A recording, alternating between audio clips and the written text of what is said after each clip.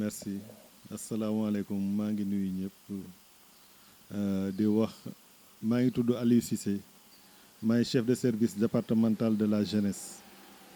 de Mbirkilaan man maa ngi fi nag depuis février 2018 ba léegi man maay chef de service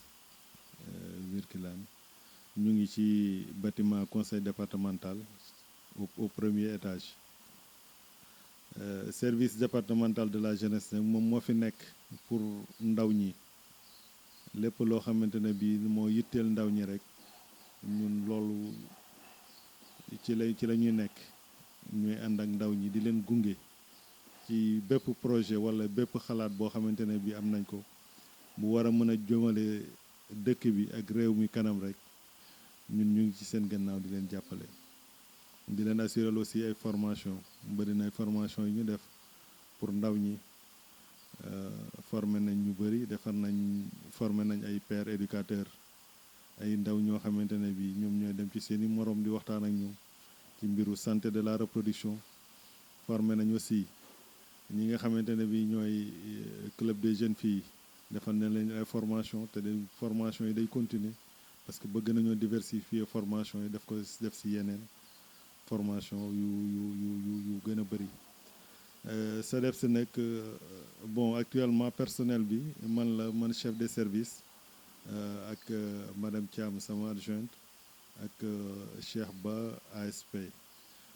am nañu ñaari animateur socio-éducatif Assane Fall ak Dieynaba Sangaré am nañu aussi ay volontaires service civique Fallou Gueye ak Amad Ba mais ñooñu ñu ngi leen affecté kenn ki mu ngi préfecture Birkilane keneen ki mu ngi sous-préfecture bu Maabo loolu daal yaakaar naa ne mooy présentation wu SEDEPS bi. waaw CDD boobu ñu ngi ko organiser parce que dañu waroon a jox nit ñi information par rapport ak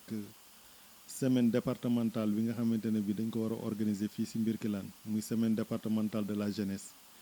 mu war a commencer du 26 mai ba le 29 mai ci bis yooyu la ñuy amal semaine départementale de la jeunesse semaine départementale de la jeunesse nag boo ko gisee mooy ay bis la yoo xam ne dañ ko jagleel ndaw ñi pour que ñu mën a génne seeni talent génne seeni xam-xam def seeni participation ci développement seen dëkk ci développement seen département loolu moo tax ñu di ko organiser ay maanaam jongante la yoo xamante ne bi du xëccoo du xiiroo du ŋaayoo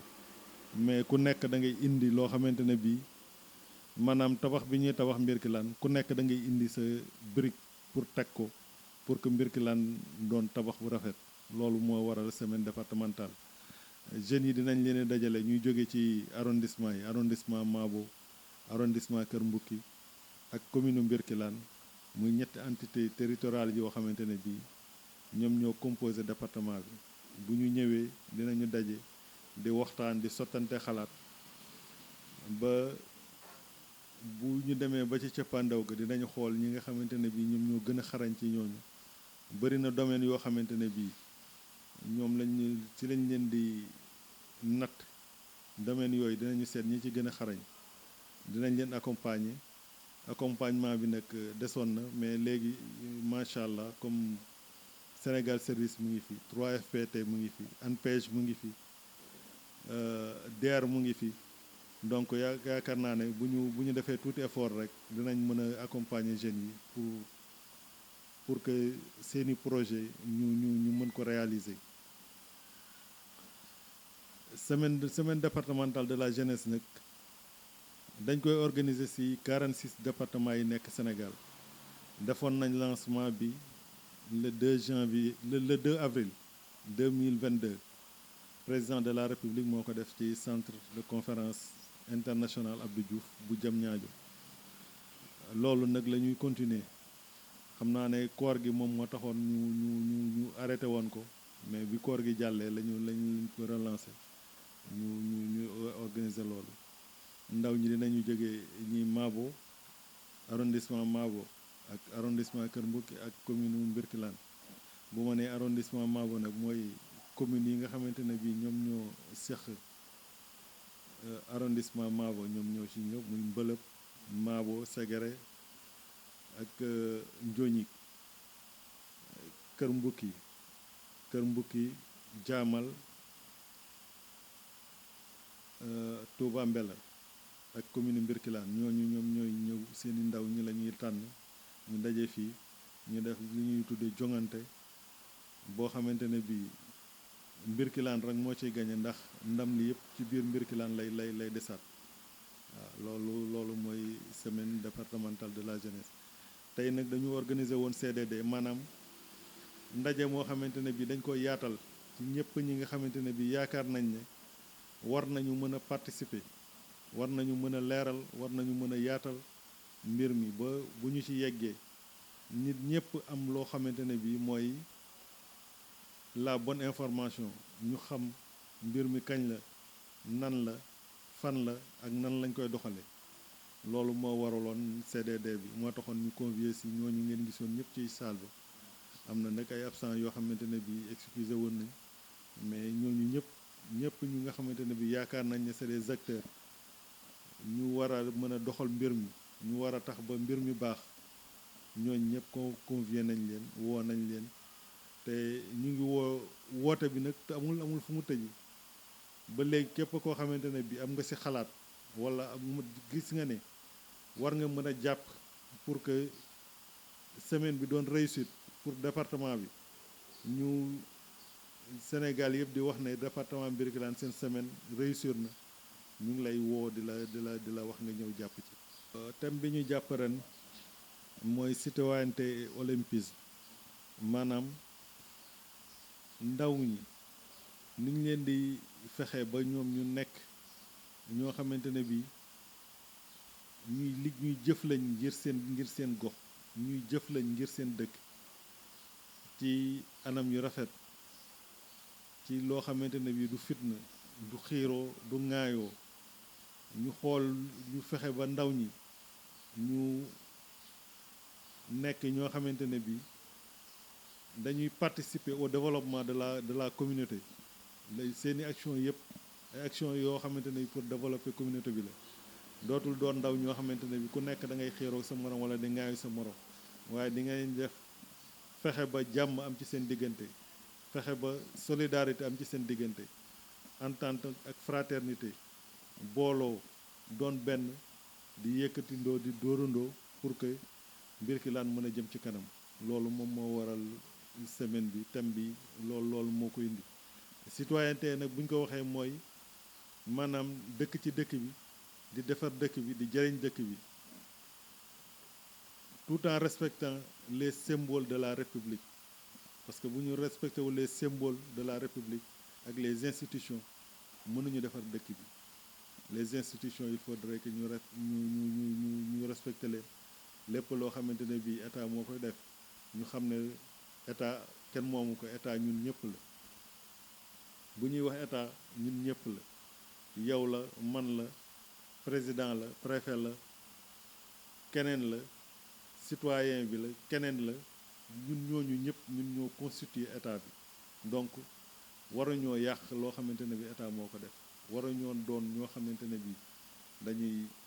lakk ay bus taal ay pneu ci tali bi wala parce que dañu am lu ñu naqari wala dara su ñu amee lu ñu naqari war nañu seet moyen buñ ko waxee wala exprimer suñu naqar sans pour autant ñu def casse wala ñuy taal wala ñuy def leneen donc waruñu yàq li nga xamante ne bi moom mooy li nga xam ne moom moo ñu boole ndax yooyu ñuy taal noonu dañuy wala ñuy lakk yooyu yëpp dañ koy yàq te ëllëg si biir ñun ñoo koy defaraat donc au lieu que ngay yàq di defaraat nga defar gën a yokk moo gën ngay defar di yàq dafa bëri gis nañu agression yi gis nañ lépp te ñi koy def ay ndaw lañ donc war nañu leen a sensibiliser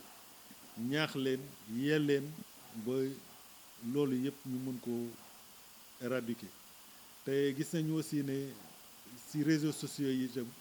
ndaw ñi ñu ngi def ay débordement yu bëree bëri donc war nañu fexe ba ñaax ndaw ñi ñu delloo si waat seen xel fexe ba loolu yooyu yi ñu nekkoon noonu ñu di ci génn parce que Sénégal am na leneen lu ñu baaxoo la dul ñàkk kersa ñàkk teggin saaga toroxalaate weer nit yooyu baaxul il faudrait que yooyu yëpp ñu fexe nu ñu koy xeexe ba loolu jeex fi te mën na fi jeex suñu yaree suñuy ndaw rek ba kenn du wax sa moroom loo ko war la wax kenn du saaga kenn du xaste xuloo mënula ñàkk mais bu ñuy xuloo ñu bañ a wax loo xamante ne bi ëllëg si biir dinañ ko rëcc mais bu ñu yaree ndaw ñi ñaaxaat leen wanaat joxaat leen beneen citoyenneté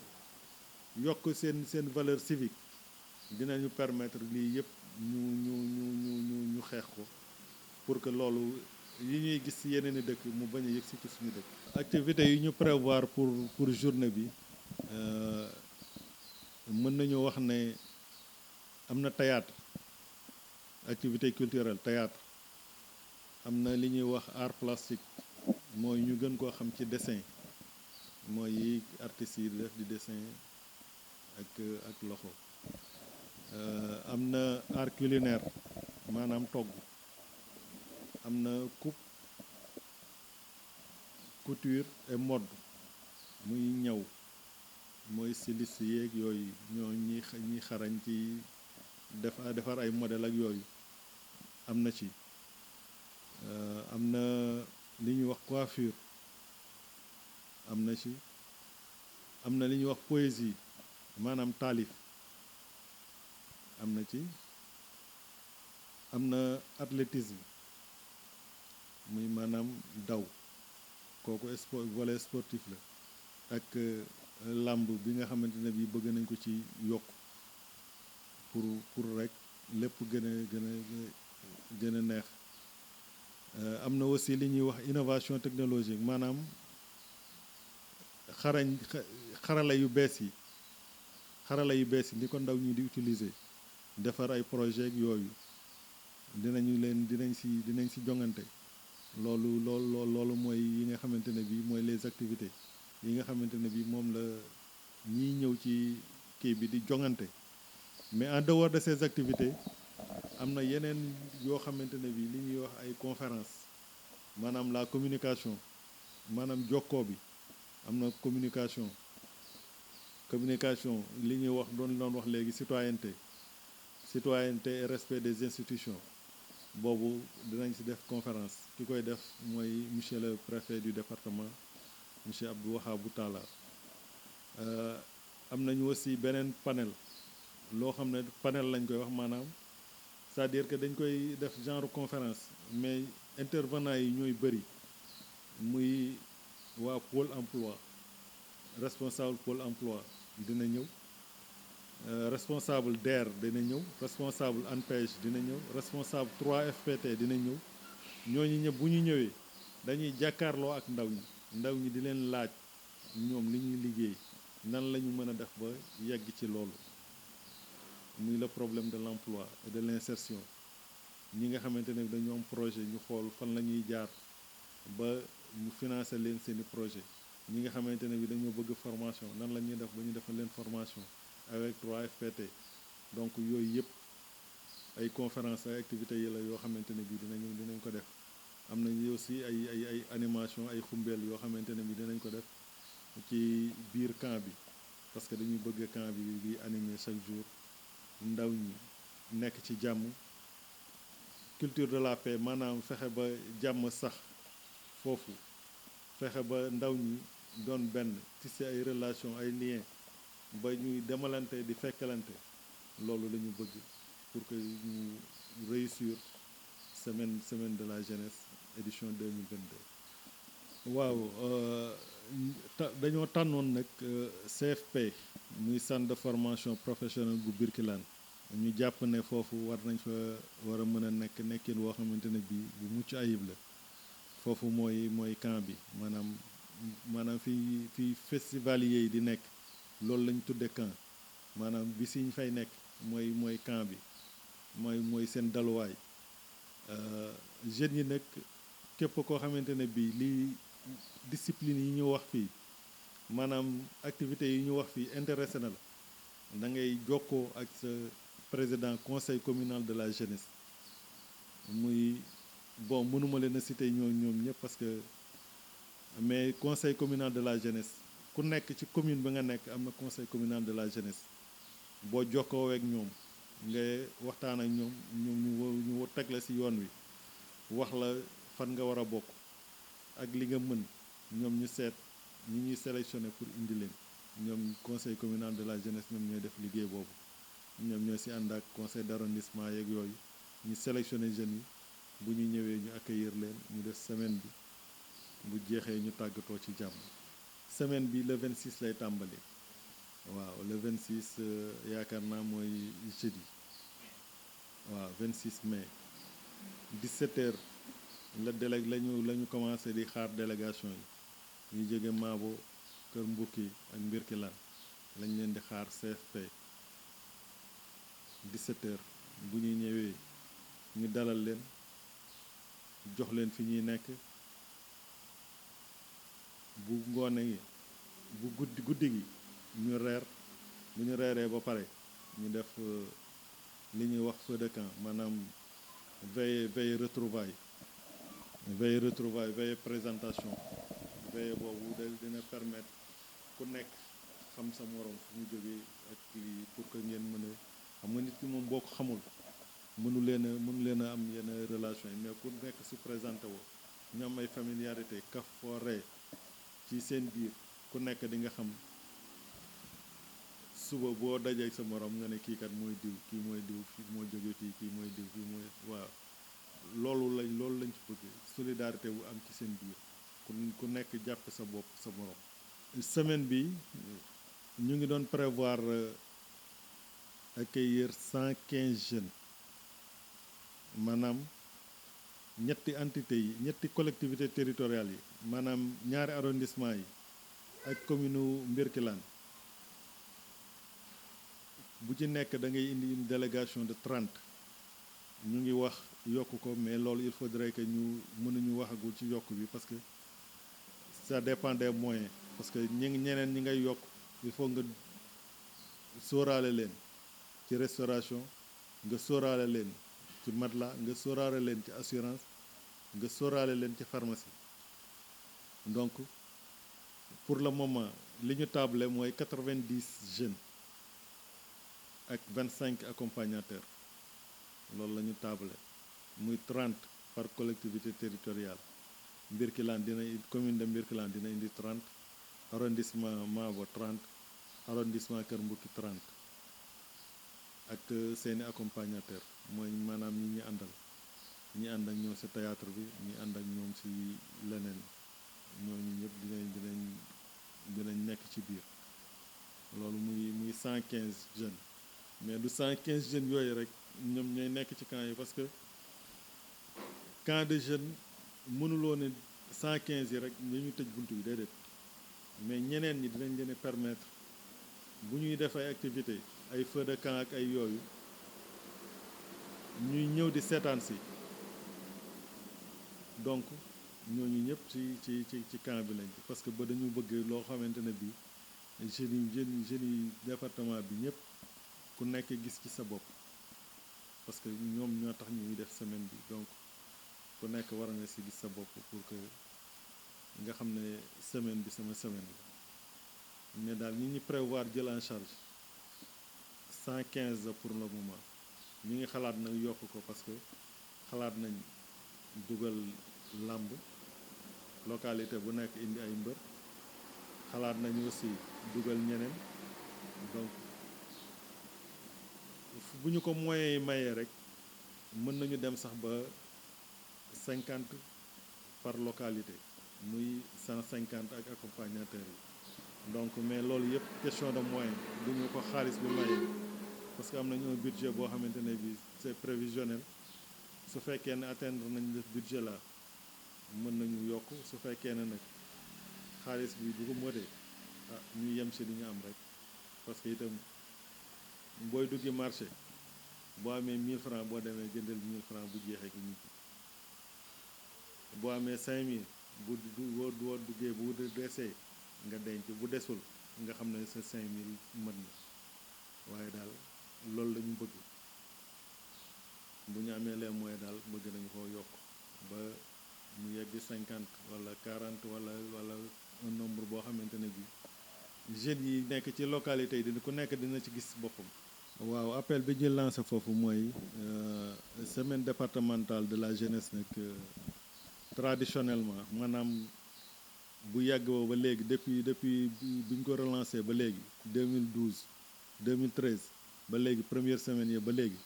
état bi day joxe participation 2 millions ren yaakaar nañ ne dina yokku mais jotaguñu carton bi moo tax mënaguñoo wax ak certitude ne lii la état bi di joxe mais jàpp nañ ne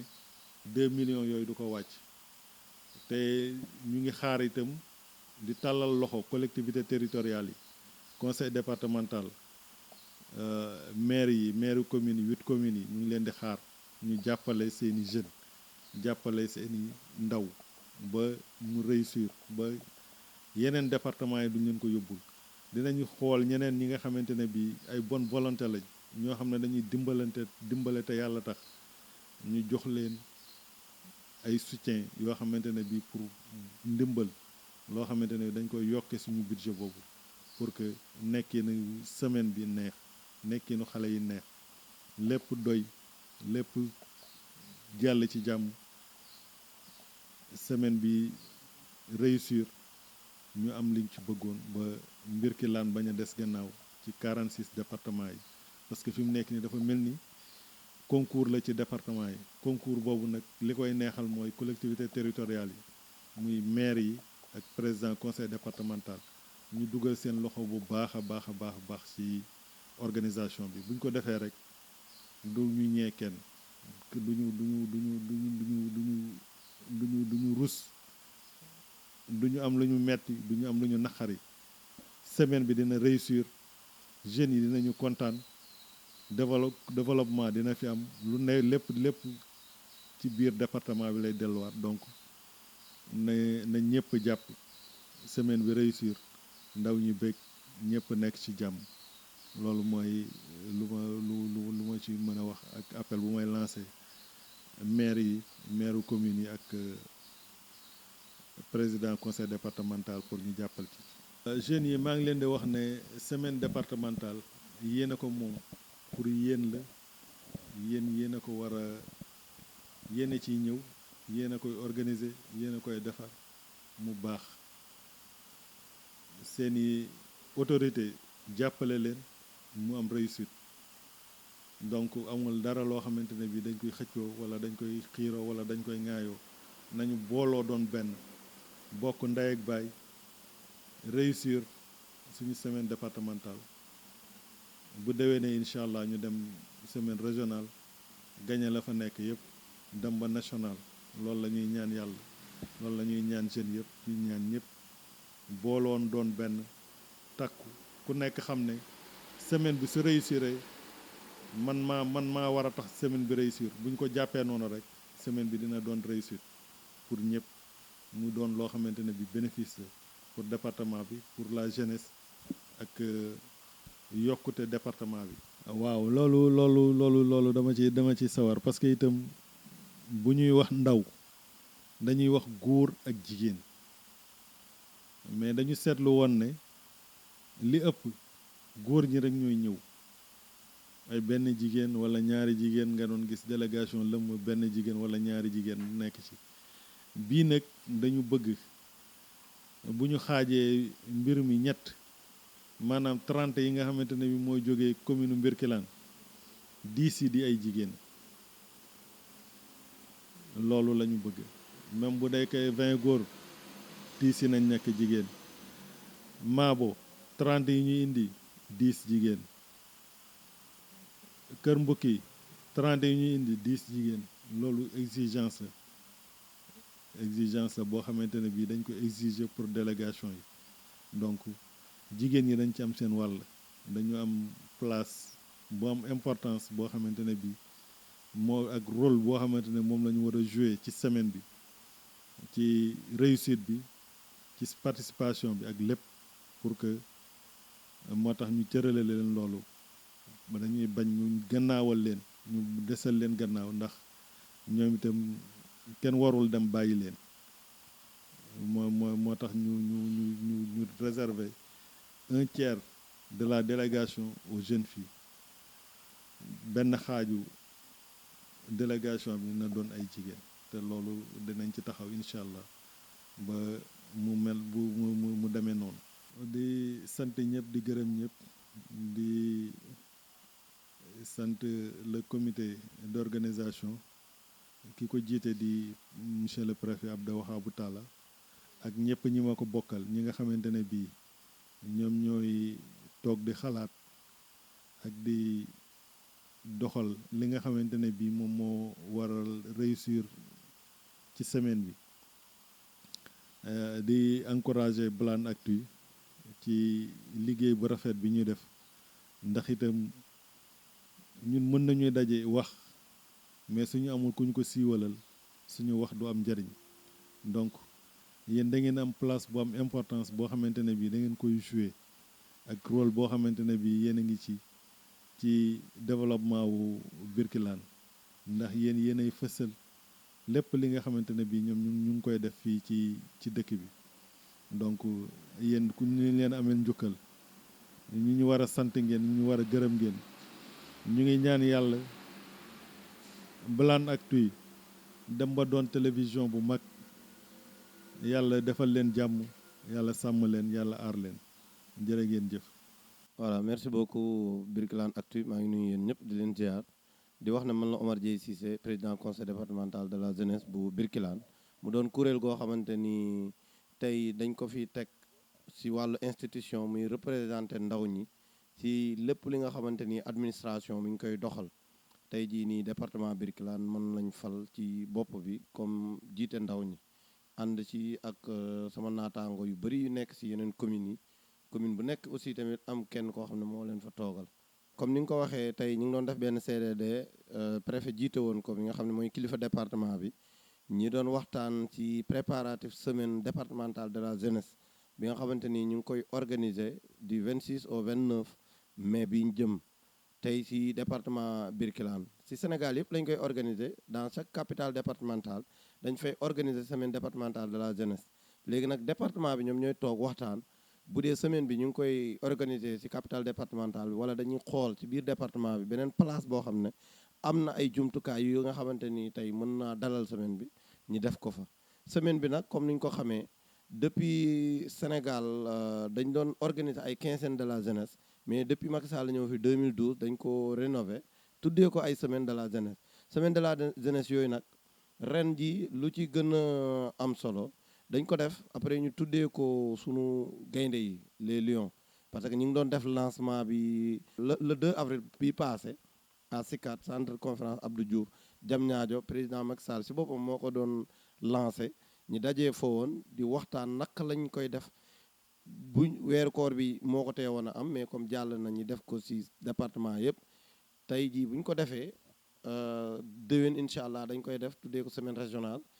après ginnaaw déwén ñu def ko semaine nationale de la jeunesse mais jubluwaay bi mooy préparer JO 2026 mooy les Jeux olympiques de la jeunesse yi nga xamante ni Sénégal ñoom ñoo ko war a dalal 2026 tey jii nii tey boo xoolee ci semaine bi li ko tax a jug mooy bon peut-être mun na am sax ngeen yegg si mais li ko tax a jug mooy dajale ndaw yi nga xamante ni ñi ngi nekk ci département bi ndaw ñooñu dafa am ñoo xam ne dañoo am ay talent ci ay domaines yu bari am na ci ñoo xam ne ci wàllu culture parce que culture dafa xaw a yaatu théâtre bi mu ngi ci wàllu art aussi tamit ñi nga xam ne ñi ngi def ay dessin ñi ngi def ay activités yoo xamante ni ci cadre boobu lay demee ñii def coiffure coupe couture ñooñu ñëpp ay artistes lañ yi nga xamante ni ci domaine yi ñu nekk également permettre ndaw ñi tam ci wàllu sport ñi mën a wane talent yi nga xamante ni ñi ngi ci ñoom ñu mën ko yee mais loolu aussi mënuñu ko def lu dul organiser activités yi nga xam ne dañuy permettre ñu détecter les jeunes talents ci kenn ku nekk domaine bi nga nekk ñu jéem a xool nan lañ la ci accompagner ba nga xamante ni tey département bi ci domaine boo gis dina ci mën a gis boppam incha allah. c'est vrai ñun ñoo nekk ci conseil départemental comme man maa ko jiite mais tey boo gisee conseil boobu noonu liggéey bi di yomb les présidents de conseil communaux ñoo tax ki may toogal nii di Cheikh Tidiane Ndiaye moo jiite conseil secret bi mais mooy secrétaire général conseil départemental de la jeunesse tamit tey les présidents conseils communaux yi nga xam ne ñi ngi fi ak conseil d'arrondissement ma leen di nuyu ñoom ñëpp tey dafa am benn déggoo boo xam ne dox na si sunu biir tey li nga xamante ni mooy ndaw ñi liñ am ci cër ci ay wàllu information ak wàllu projet yi nga xamante ni mi ngi am yëpp tey bu ma ci jot information am nañ plateforme boo xam ne nii su ma koy jot 5 minutes du ko mat ñun ñëpp ñu partagé waat ko commenté ko information yi nag noonu lañ koy tasaare ba nga xamante ni dina yegg ci ndaw ñi organisation bi ñoom aussi tamit vraiment dañ ne bi ñu doon programmé di def benn proposition démb ak CEDEPS bi ñu ne ma demal nga teewal ñu fa bi ñu defee proposition moom lañ doon présenté tey ci CDD bi te yaakaar naa aussi bi ñu ko defee pare ma envoyé waat leen message na leen def nañ ko ñoom ñëpp dañoo apprécier loolu ne ma ñun ñu mun a ñëw dinañ ñëw ñu mënta ñëw aussi tamit ñu xam ne li nga xam ne grand groupe bi jël nañ ko comme décision dinañ ko respecté donc ñun ak ñoom liggéey bu yomb moo dox suñu diggante mooy entente am na ci cohésion am na ci aussi entre-aide parce que fu ci kenn nekk mun na fa toogal moromam te aussi tamit di leen jaajëfal parce que ñi ngi def liggéey bu am solo te bu jafe nag parce que ndaw ñi fu ñu nekk souvent ñi sànni ñu xeer ne li ngeen war a def defu leen ko mais information ak nu méttee jël ko di ko joxe ñoom ñi ngi koy def sans moyen parce que ñun aussi dañoo am problème accompagnement tey lépp lu ñu ciy def suñuy moyen bopp lañ koy def peut-être semaine bi nga xam ne état dina ci dugal loxoom ak collectivité territoriale bu dul loolu amul conseil bu ci am subvention wala buy doxee noonu mais tey ñu ngi góorgóorlu avec les moyens de bord information bu ñu jot partagé ko tey jii nii ba kii di ñëw nii si wàllu projet Baos lañ doon waxtaan kon toujours pour dire que nii comme ñun ñu ngi fi mais à chaque fois ñu ngi xool opportunité yi nga xam ne ndaw ñi mën nañ ko saisir ñu koy partagé ak ñoom te loolu aussi jàppandalu président conseil communaux yi conseil d'arrondissement ak bureau bi ñoom ñëpp ñu ngi ciy liggéey loolu tey boo xoolee suñ budget bi ñu ko defee ça tourné autour de 5 millions quelque jàppatuma chiffre exact bi mais loolu da lay leer na la ak état d'habitude li mu amoon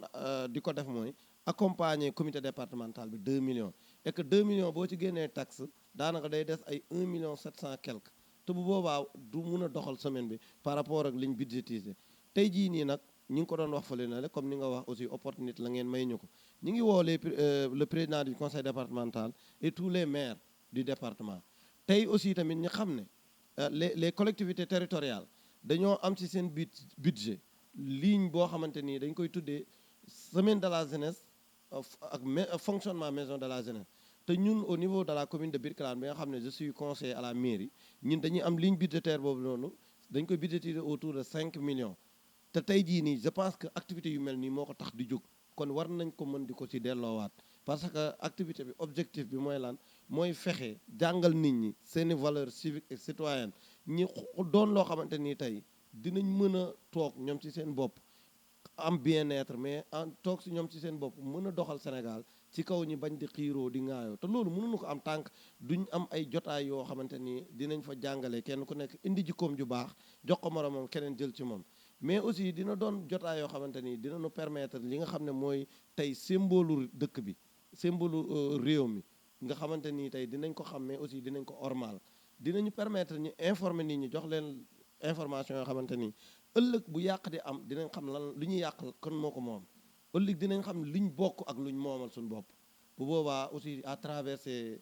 instances yi lañ koy mën a jàngee te tey jii nii dañuy woo élus locaux yi ñu jàppale ñu maa ngi ko doon rappelé ci CDD bi biñ jógee woon semaine départementale 2012 dem 2017 2016 puis 2017 Kaffrine bi ñu fa demee on était première le département de Birkelane te tey loolu lu ñu ko may mooy les talents yi nga xam ne ñu ngi fi bi ñuy compétir yàlla da leen a dimbale ñu jël paie tey jii na nag loolu moo ñuy permettre au niveau national ñu dem mais bu ñu amul moyen duñ dem moo tax dañuy profité ci antenne bi ñaan leen ne leen ñu jàppale ndaw ñi xam ne seen bopp la ñuy jàppale seen doom la ñuy jàppale parce que aussi tamit jeunesse compétence transférée la ñoom la yàlla dénk tey ñu nekk ci kuréel yooyu noonu nañ jàppale ndaw ñi suñ ko defee aussi tamit day gën a yombal seen liggéey en tout cas à travers cette émission j'invite toute la jeunesse du département de faire la semaine de la jeunesse une affaire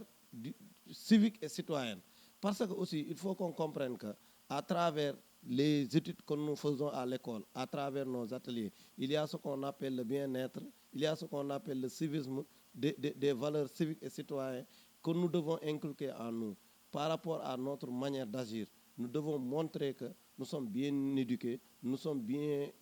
formés nous sommes bien enseignés et que à travers nos actions la ñu war a mën a montrer loolu tant que loolu defuñu ko rek aussi tamit mënuñu si génn semaine à travers semaine bi aussi on comprend que toute la jeunesse du département ne peut pas participer à la semaine mais il faut comprendre que les jeunes sélectionnés qui vont compétir à travers une fois retournés chez eux ils seront des vecteurs d'information ils vont faire passer l'information à travers d'autres jeunes à travers la semaine les bonnes valeurs les bonnes causes qu'ils ont appris ils vont essayer de véhiculer ces messages-là à travers de leurs pairs. En tout cas, nous invitons toute la jeunesse, Birkelane Actu, Radio Birkelane, et que la fête que nous organisons ici, que tout le monde y voit sa partition en général.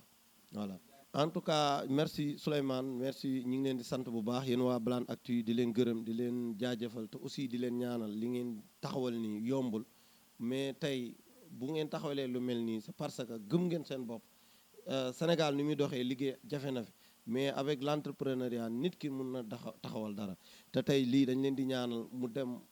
ba doon ay chaîne télévision yoo xamante ni di ngeen ci mun di employé comme tey nu ko ñenn ñi ci Sénégal defee xam ne day employé ndaw Sénégal yi te yaakaar naa lii bu yokkoo ndaw Birkelane dinañ ci gis seen bopp en tout cas ñu ngi leen di ñaanal te aussi tamit di wax autorités yi ñu jàppale leen parce que commencé mën na gën ko def du yomb mais suñu leen jàppalee en terme de moyens suñu leen jàppalee en terme de formation tey fu ngeen bëgg a yegg mën ngeen fa yeggale te aussi média dafa am solo